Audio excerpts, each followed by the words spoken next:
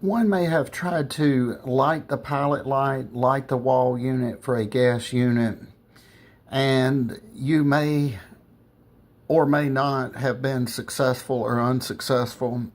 But although successful, you may not understand the theory behind it and what makes it work.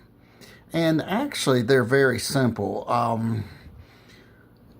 When one actually gets ready to use a wall unit, first I like to cut the unit on here at the cutoff. Then come here and go to the pilot and have the pilot adjacent to this here. And so once we do this, we actually press the pilot button down. Okay, one thing to keep in mind here, the pilot button is spring loaded. So we press this down. Now, if we let up, it's gonna come back to us because the spring, like a piston or something, in a car or something along those lines. I'm not sure if that's a good analogy. However, so we hold this. Once we hold this, then we go over here and we have an igniter button, and we press the igniter button, which actually gives us a pilot. So down here now we have a pilot lit. So here's where the theory comes in, where some people may not understand what happens.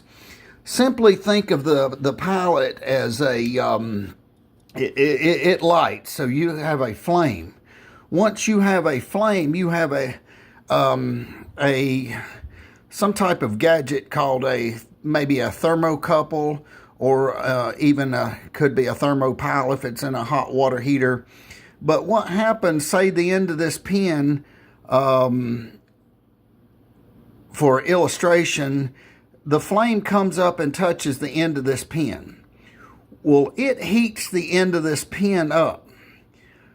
One may have two dissimilar metals within the pin, and it goes back. So once it goes back to the regulator. It sends a DC voltage back to the regulator. Once the regulator receives that voltage, I'm not sure if it's an electromagnetic field or a magnetic field. It's not electromagnetic. Let me correct myself. It's actually just a magnetic. And what happens is the magnetism actually pulls this in, so this valve does not have to require to stay open by manually pushing it. When we manually push this valve, we're opening it up and allowing gas to go through.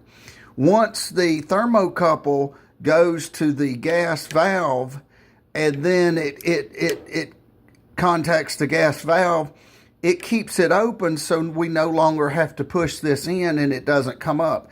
At this point, we can take the dial and say, rotate the dial to 1 or whatnot, and we see we have a flame.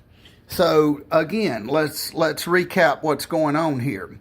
Okay, we actually press this in on pilot when pilot's adjacent to the mark. That's spring loaded. We're manually opening this valve up. So when we manually open this valve up, then we hit the pilot, we hit the sparker. The spark gives it a spark, ignites it. Once it's ignited, one has to wait a matter of whatever time frame it happens until the flame heats up. So then what happens, one no longer has to hold this in. The electricity will hold this in, so, and that holds the gas valve open until And if the pilot light goes out, then the thermocouple, which would say hypothetically, just for an illustration, be the end of the pin, it would get cold, so it would no longer send a signal. This would pop up, it would cut off, it would shut the gas valve off to prevent gas from pumping needlessly into the house, because that could be a danger with gas pumping into the house without the flame burning the gas off. So I hope this little simple real world explanation kind of gives you an overview of what's going on here with some of these gas logs and gas wall units with a standing pilot. So, some of these are just real world practical illustrations that actually teach you they try to keep from being so abstruse or arcane, so that the common person can actually understand. If one understands the entire panoramic view of how it works, then one has a better understanding of how the system operates. And it's actually very simple, but yet a lot of little small details that can confuse the mind if one does not understand. So I hope this helps. If you like this video, please click like, share, and subscribe. And thank you, and have a wonderful day.